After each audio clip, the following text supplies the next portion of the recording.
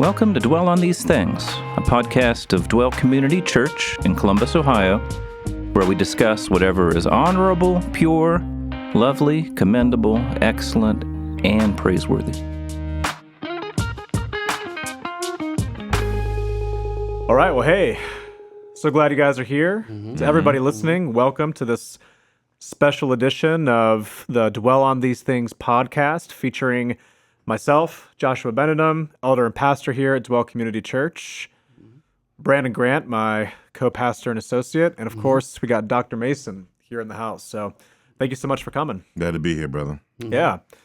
So we like to, whenever we have people come into town, we've got this podcast. We're always going back and forth about different issues in the church. We talk about key ministry issues. We like to go through, feature different people's experiences, and just with you here, we wanted to hear a little bit more about your story. So, when did you first come to know the Lord? Well, thanks for having me. I grew up in the church, but I wasn't a believer. I don't think. It's almost impossible to know when you were regenerated, but I made a profession of faith in November 15th, 1992, at a campus ministry session, and That's my thing. yeah, that's why I gave you that wink, brother. Yeah. Totally ministerial. So and started getting discipled like some months after that, and ended up joining the church that my future wife would be at, and because we went to school together. Received a call to ministry like in March of '94, and yeah, so that was my come to the Lord journey kind of thing. How I came to know the Lord, and it was great. Haven't turned back since, by God's grace. No, that's awesome. It's really cool. I think in our church we see a lot of people come to know the Lord around that same age. You know, when they're students, when they're high school, college age students. But then it's cool because you said you received the call to ministry in 1994. How many years after that? It was like a year and a half. Like a year and a half. Yeah, Okay. like a year and a half. Yeah. Did you have a some? few months. Yeah. Do you have some early? Do you remember your first experience in serving, or your first ministry experience, where you thought to yourself, this is where it's at. Like I want to do this. Bill, I started. I didn't know that's what I was doing, but I was evangelizing on my campus. Okay. She remembers. Like I worked in the student union, so I was, back then we had arcade. I know we don't have that anymore.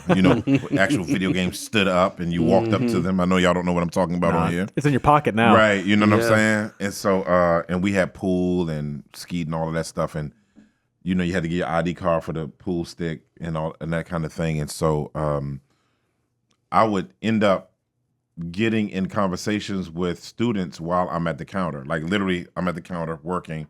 Somebody goes, I heard you, da, da, da, da. And so we start talking. Next thing I know, it's 15 people standing in front of me, and I'm talking about the gospel. And so I had an agnostic manager, and she was an agnostic.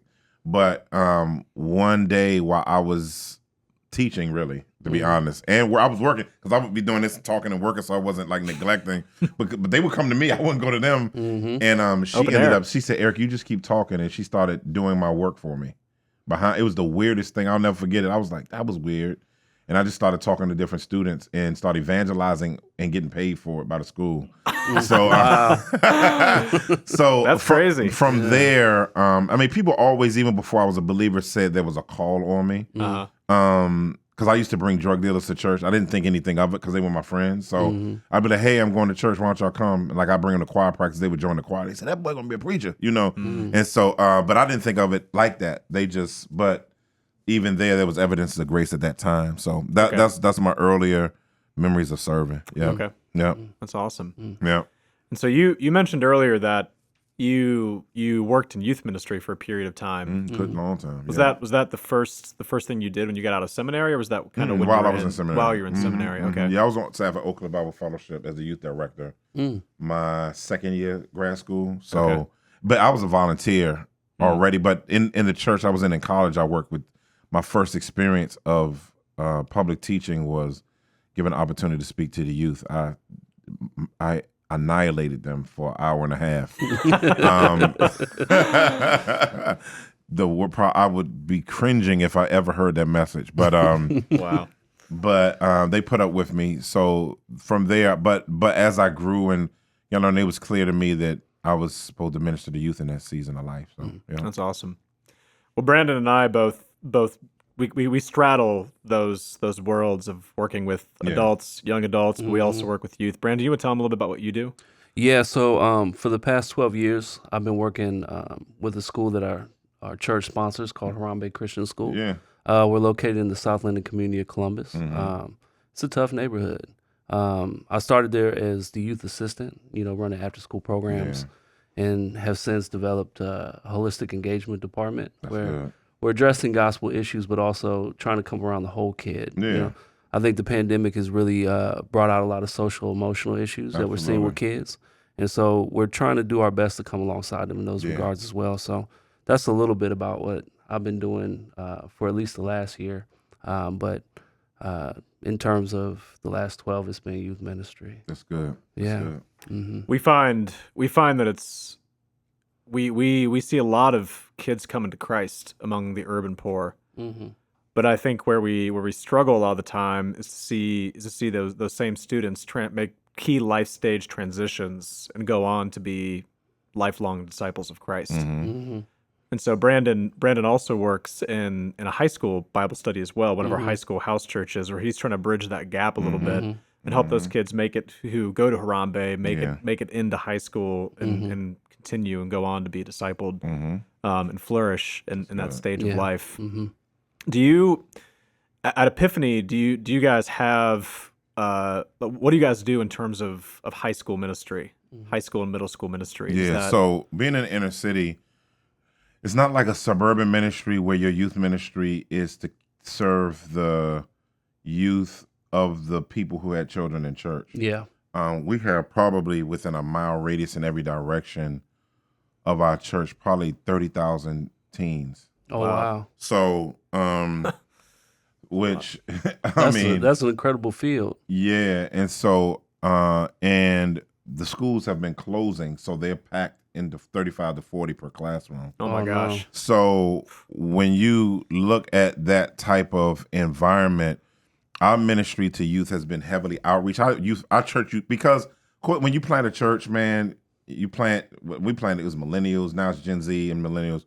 Nobody don't have any teenagers except for some of us. I'm old enough to have, I got an adult son, but, and I have a teenager. My wife and I have a teenager. But, both of us, our adult son team, then we got little ones, but we're all over the spectrum. But when it comes to outreach, our youth ministry starts off as outreach first. I mean, our youth ministry a few years ago had 30 Muslim kids in it. Wow. Because Islam is the largest religion in our city.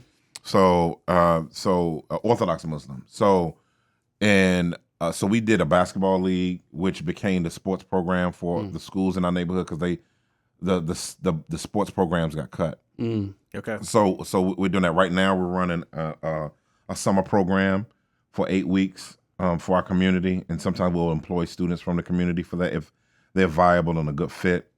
And we partner with the 22nd District Precinct in our community to do a boxing program. And that boxing program, it's a lot of violence, so it's called Guns Down, Hands Up. And so, love it. And so we got a few amateur prospects now. And so we use all of those as common ground for the gospel. And the city saw that work, and they ended up giving us a $400,000 grant for it. Oh my gosh. So, which was crazy. And we're working on some more grants for that, like a $900,000 grant right now. But all of that is used as outlets for our youth ministry. We have a youth ministry that meets, once a week, but our larger youth ministry is way more outreach based because of the transiency of our church and the transiency of the community. Our youth population drastically changes, like a college ministry would. Okay. It could change between 2 to 4 years. Being in the type of complex context we're in, we have 100 and something. Let me see. Probably have in our neighborhood 150,000 people. So, our neighborhood changes every 6 months. Yep. So if you're not staying up every 6 to 8 months, on what's happening in relation, really is relationally with people, it's over. And so post the pandemic has been difficult because pinpointing people has been different, but that's the nature of our youth ministry. So the way that we've been able to help with that was, of course, we're going to do an outdoor movie night, things that connect them. But so we have 3 levels of outreach across our ministries that include our youth ministry. We have what's called blitzes. Those are the things that let people know you're there. You have connections, things that are more relational, and then you have city investment. City investment is kind of where you want to go from an incarnational ministry standpoint because it gives you more of a frequency of contact with students, so that you can build those trusted relationships. And so we're in our youth ministry is in a different place now because we had to transition our youth pastor to worship and creative arts because that wasn't where he was in our former. So we're working through rebuilding our internal youth ministry, but we have a thriving external youth ministry. Yeah. Okay, Yeah. that's really interesting. Yeah, we've seen that issue as well. It's difficult to establish continuity of relationship because everybody's so transient. Yeah. You know, some of the schools in the district, the teachers are getting, 80% of the students they had at the beginning of the year will be gone by the end of the year. And so how do you feel like Epiphany has overcome some of those obstacles, maybe with losing students? You had mentioned that pretty frequently. Yeah, well, the good thing about the outreach is that's a consistency no matter what school they're in. Particularly if they're still in the area, then it keeps them coming out. And so we have like my former evangelism director, he's connected to the boxing league, and a couple of members, men from our men's ministry, they help with the boxing league. And we have a former pro boxer that helps with it, and he knows us. So that keeps us deeply connected with the kids because once they get into the boxing thing, man, or the basketball thing, it just, I don't know what it is. They just get connected to it, and they'll come from a different part of the city. They'll find a way to get there. They find a way to get there. Yeah. And so it's been helpful because in order to do ministry, you have to have common ground a lot of times. Yeah. And if you have that attractional common ground, you can have missional engagement. Yeah. And so, but some people separate attractional and missional, and it's like, listen, Jesus did attractional missions. Yep. That's John, feeding the 5,000. That's pretty attractional. Yeah. Starving people in the desert, feed them some food. They ran after him, but he said, "Eat my body, eat my flesh, not just the bread and the fish." Yeah. So, so you get to you use the attractional to get to the gospel. Yeah. So creating more platforms that kids will want to be a part of, and then using that as an opportunity. You have to, because if you tell them it's going to be Bible study, good luck, right? Yeah. But when you create those type of opportunities, and we've had a multifaceted amount of other opportunities, but these have been kind of the core ones that have been really helpful for us developing common ground. Yeah, it makes sense. I mean, Philly's history is boxing, Joe Frazier, you got Rocky and all of that, and so we got Buster Douglas here in Columbus. Oh man, Buster Douglas, James Buster Douglas. Yeah, forever in history, right? Yeah. Knocking Mike Tyson out. That was one of the saddest days of my youth. Oh my God! Every time I'm watching Boxing Greatest Knockouts and they go to that one, I just fast forward through it. Yeah, it's so painful. I just like seeing Mike get knocked out. I was hot as a fire, man. Yeah. I was very hurt as a child. Yeah. I think I was 10 or 11 when that happened.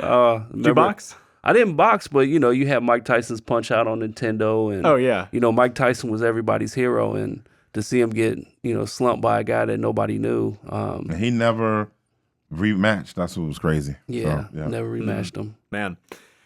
Well, so I think this next question carries well from what we were just talking about, because I think we also we do a lot of attractional missional stuff as well, where we've got camps, we got programs, we bring students in. Yeah. But we do want to see them get plugged into these small groups, these house churches. We want to disciple. But I think one of the things that we've learned over time in working with people from, coming from backgrounds of poverty, fatherlessness, and some of those issues, where it's not that we don't try to disciple or still aim to see them grow in the same ways, but we have to really multiply the resources and the opportunities that we give to people. And so I'm curious, and this kind of goes back to the stuff you wrote about in Manhood Restored, but what have you learned when working with people coming from major deficits in terms of the way that they were raised or their personal emotional resources? What have you learned about discipling people like that?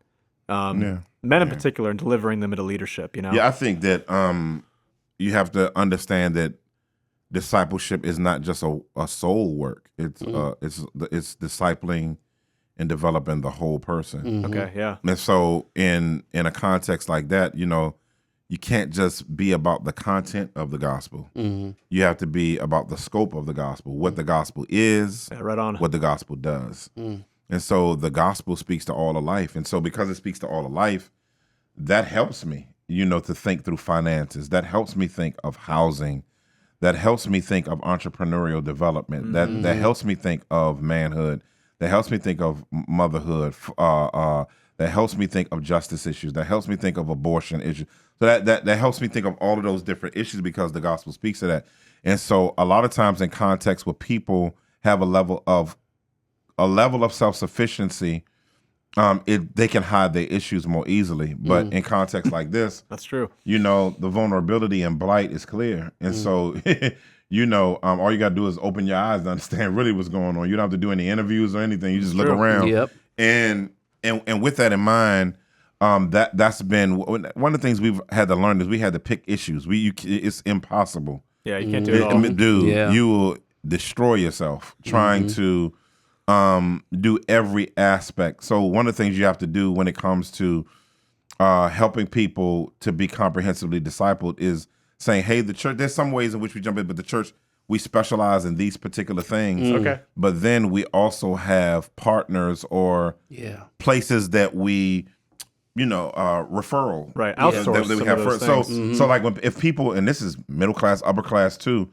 like there are people that deal with severe, whether it's sexual addiction, drug addiction, it's a group in our city called Harvest. So we recommend them to them while we're in relationship to them. If a counseling case gets above our grade of ability to do the counseling that we provide, then we have partners, but then we have them sign releases so that we can know what's going on with that particular person, so that we can know how to come alongside of that particular person. When we talk, so I can keep going with that.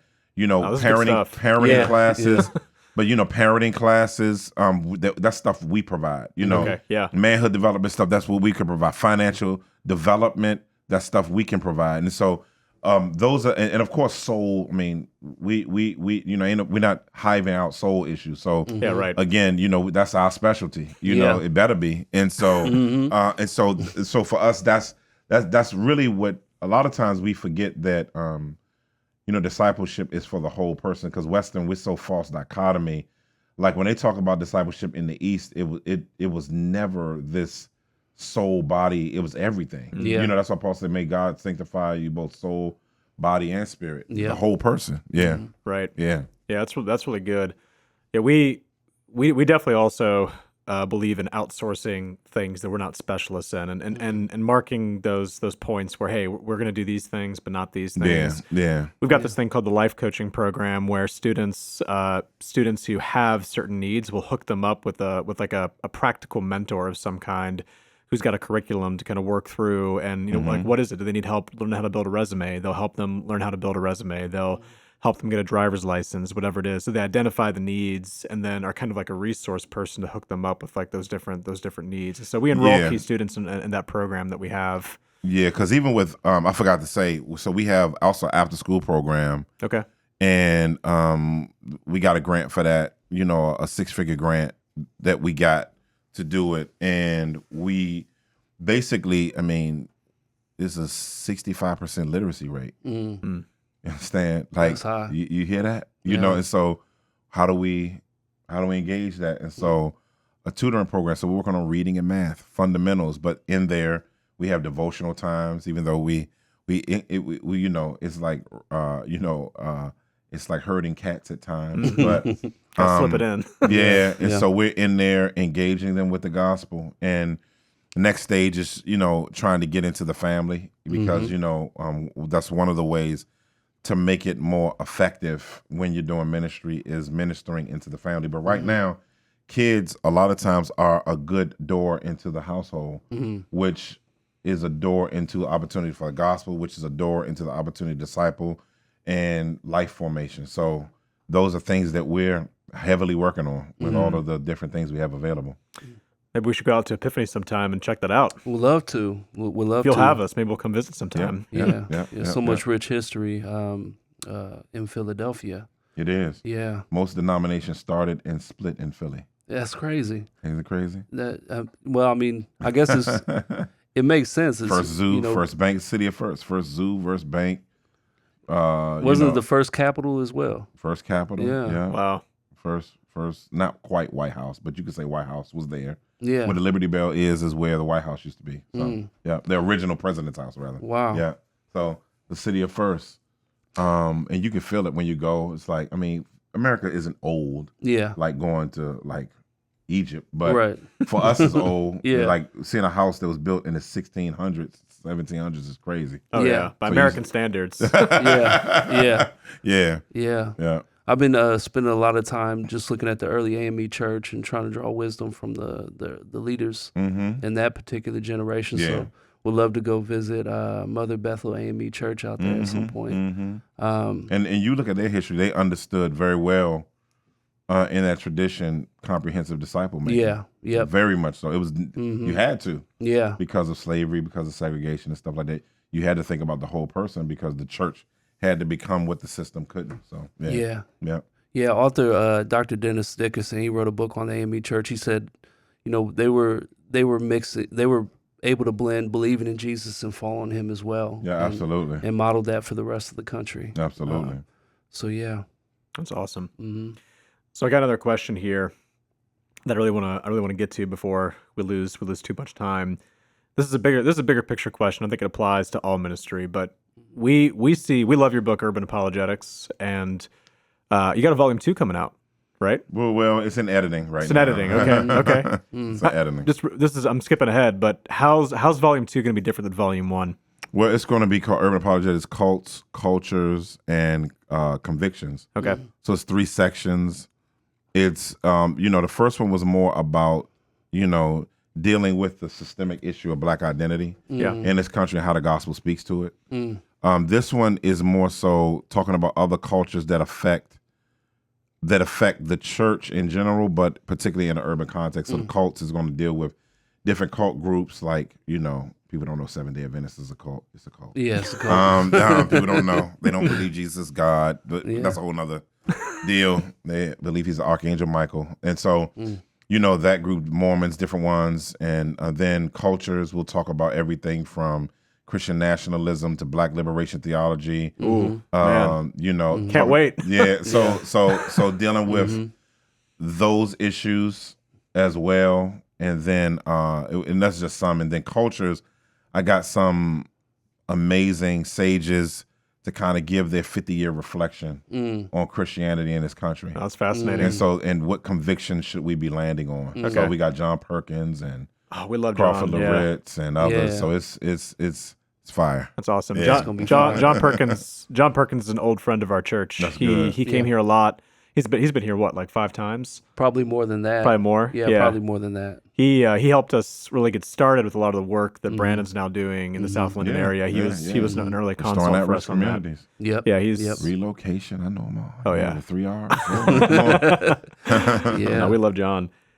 So on the question of people, because a lot with the identity cult stuff and some of the things you'll be getting into, even like with Christian nationalism, for instance, in volume 2.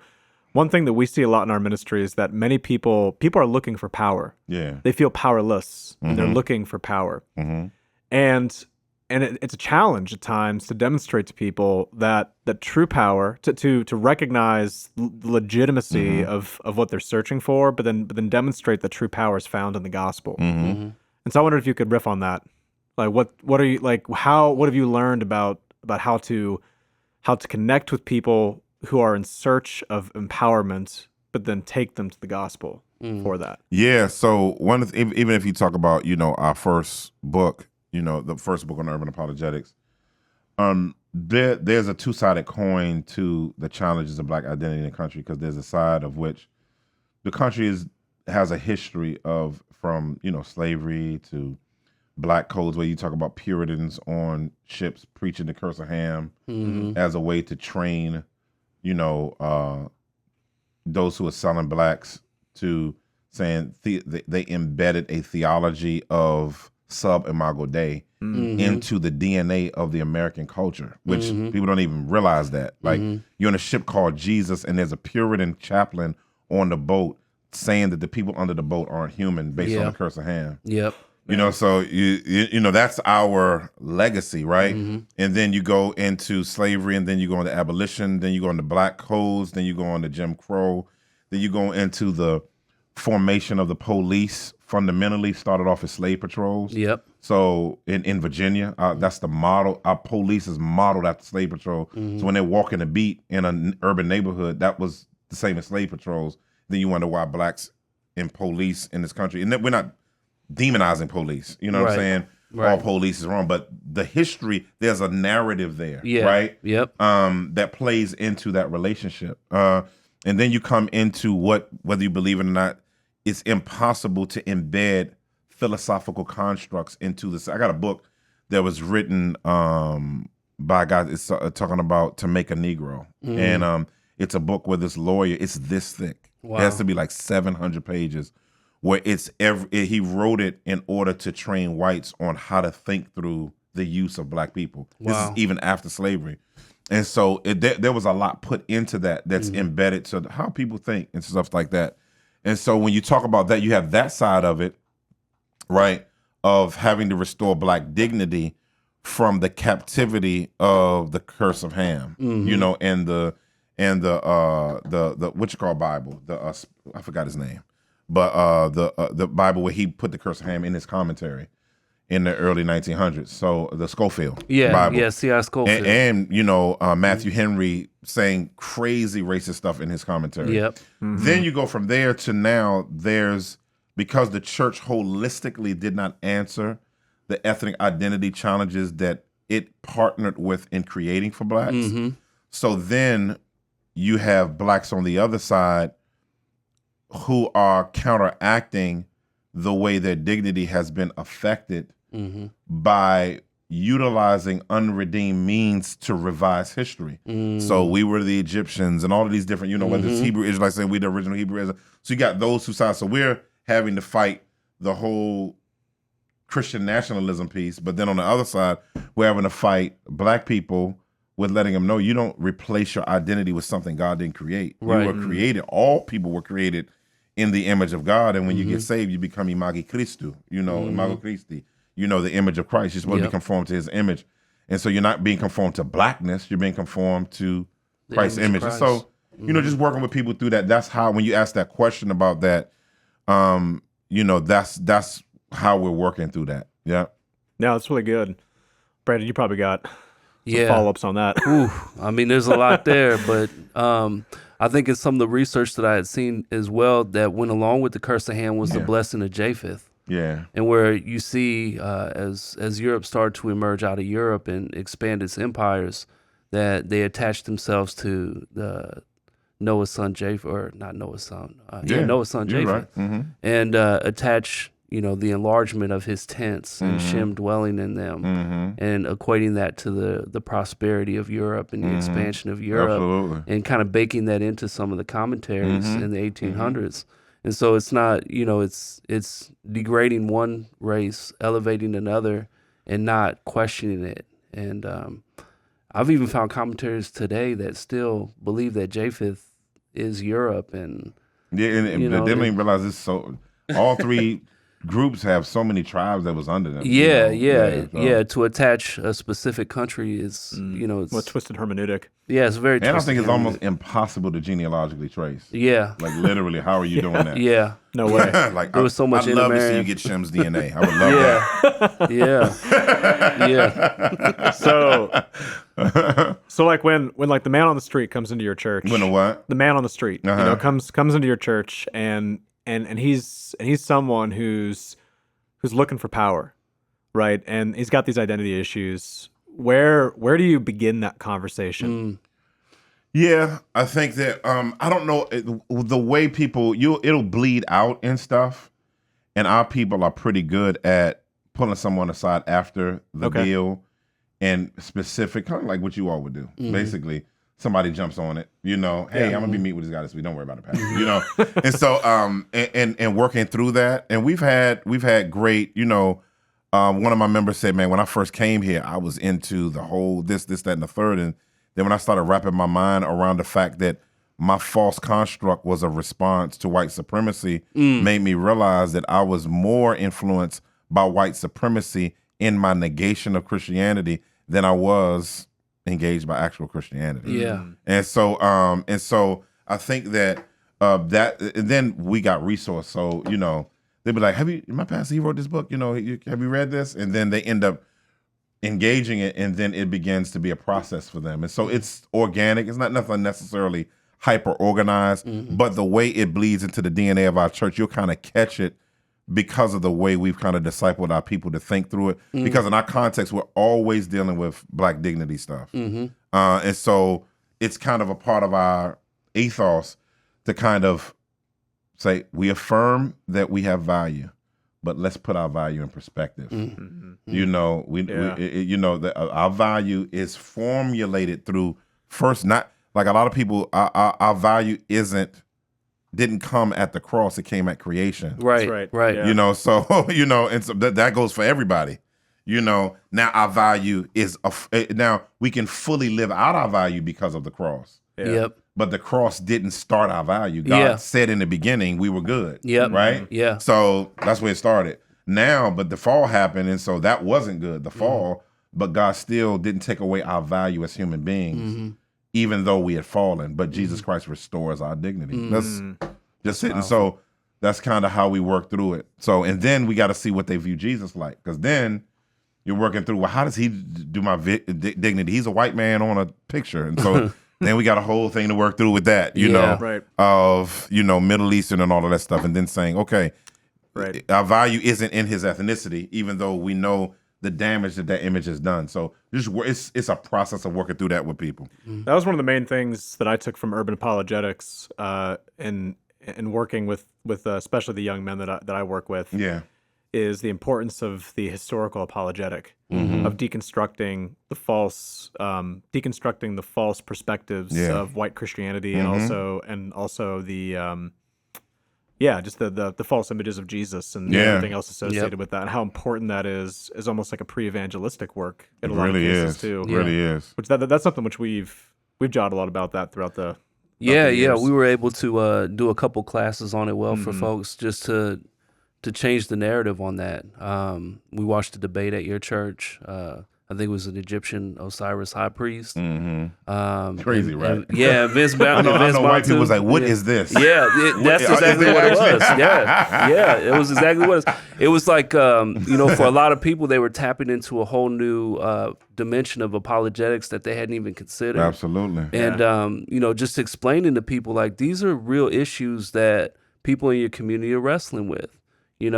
I wrestled with that personally for years.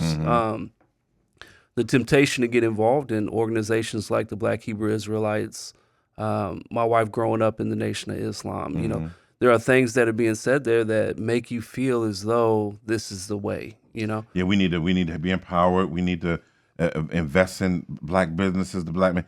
But then Black people are from the moon and it exploded. Yeah. Yaqub in the Bible is the devil, and he pulled the DNA out of Black people and created white people. It's like, hold on. What is happening right now? Deep. I'm like, hold on. Yeah. Hold on. You don't have to destroy white people's dignity to affirm Black dignity. That's it. And that's what I tell people. I said, you don't return evil for evil. Yeah, that's and I said, and every white person didn't do that. Right. So it's like, you're dealing with a system, not that person. Yeah. Because that's why white people shouldn't take this personally, because it's about a system, not an individual. Yeah. Right? So yeah. So we become an increasingly intercultural, multi-ethnic church over the course of the last 10 years. The history of Dwell is that we started with sort of like upper middle class white college students in the 60s and the 70s. But over time, organically, the face of our church has changed drastically, and it's been a really cool process. But I think there's still there's challenges unique to being a church like that, especially one that's organically become that way. And so, one question I have for you is, and this is a question I've wondered and I've talked with people about is, what advice would you give to, like, we've got all these high school and college ministry workers. In some cases, they're middle class, young white people, but they're working with some people coming out of urban poverty, Black background, and people who are struggling with some of these questions that are really just completely new questions to a lot of those people. What advice would you give some of those workers in our church for how to love and minister appropriately to people in those settings? Yeah, I would say don't treat these issues like it's a poor man's issue. Okay. And I would say Black people aren't monolithic. That's it. So Black people are probably, particularly Black women, are the most upwardly mobile people in the last 20 years in the entire country. So, because a lot of people, when they hear urban, they hear Black, poor, Hispanic. That's but it. Urban really is a culture of concentration. Yeah, absolutely. It's a culture of, a concentration of art, concentration of technology. The business, not the Business Bureau, the Census Bureau says that an area is urban if it has 1,000 people per square mile. Wow. So it's about concentration, not ethnicity. Yep. And so that's number one. Number two, I would again say that Blacks aren't a monolith. And so so looking at it that way and approaching them without assumptions, but letting them tell you who they are. And then in the midst of that, beginning to listen.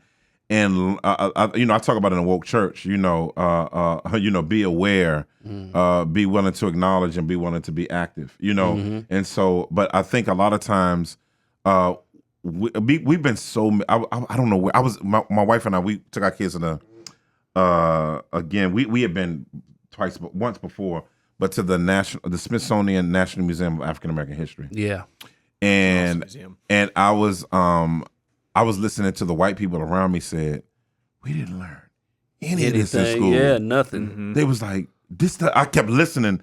We was in the basement, which the basement is where all of the beginnings of Europe-Africa relations and man, they were taking pictures and they were hot as a fire. They were ticked off because they were like the effect of a really patriotic development of American history affects how they view people bringing up justice issues. And so I think that, recognizing that our country under-teaches our history, but teaches it from a particular perspective, which most empires have done that. The empire, when Rome took over, they're not going to tell you all of the people they killed in all of those places. Right. They're going to say, oh, they gave their power over to us. And so they'll glaze it over. And so, and I'm not demonizing America. I think America's a great country. I do think that we need to tell the truth about our history because it'll make how we talk to each other as Americans better, but then it'll also affect our, and the church has to tell the truth about American history. We have to do good historical, we have to do our American theology just as well as we do our historical theology. Because we use historical theology all the time to understand Bible background in order to properly exegete the text.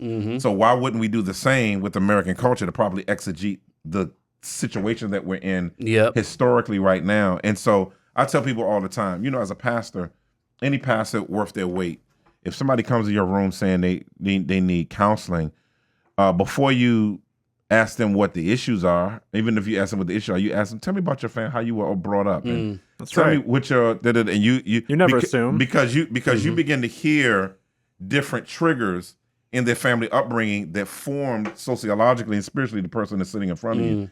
That's the same reality when you look at a country. Can you imagine how much could be worked out if we just told the truth about history? A lot. People say put the past behind you, but you don't know what happened. You don't even know what happened. But you say put the past behind me, but we celebrate the 4th of July every year. So why don't we just get rid of that? Right. So no, we highlight the history that we want to celebrate. And so I think in talking to people, this is the answer to the question. I think people need to begin being honest about being on a journey of self-study about the reality, reading people outside of their tribe who are telling the truth, not just to read something different, but just telling the truth professionally and academically about these issues so that when you come to conversations, there's a ton more empathy involved with that, because you can't if you're hearing something that you weren't educated on. If you're a very educated person, you think you're being told some folklore. Yeah. But when right. you hear from actual peer-reviewed people the truth about things that we've never heard about, that's not just out of the context, somebody trying to be angry or get reparations, but just this is what happened. Yeah. And let's be honest about it so that we can deal with this in a more real and effective way. Yeah. That's great. Brandon, you got anything else on that, man? Ooh.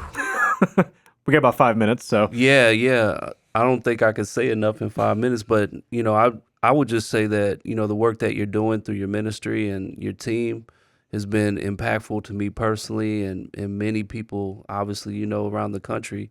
And what can we do to continue to like pray for you? Because I'm sure you're under a lot of attack. Is there things that we could specifically be in the yoke with you on? Hey, man, endurance. Yeah. Endurance, covering my family, but also just endurance. Yeah. Yeah. Endurance is the most important thing. Everything else will fall into place if you run the race with endurance. So. That's right. Yep. We'll pray for your kids, Speaks on too. Jesus. Yeah. That's great. Well, hey, thank you again for visiting us. Thanks for having me. Yeah, we're so grateful for you, for your wife, and for anyone else who's listening to this, we really recommend checking out Urban Apologetics Volume 1, Volume 2 when it comes out. What's that going to be in like a year or next year? It's like, I don't know, next April, something like that. Okay. They'll tell me in a few weeks. And then also Nehemiah for You, which just came out about a week ago. Awesome layman's commentary walkthrough of that crucial Old Testament book. So, yeah, once again, thank you, sir, and hopefully we'll see you again. Yeah, thank you. Thank you for having me. Yeah.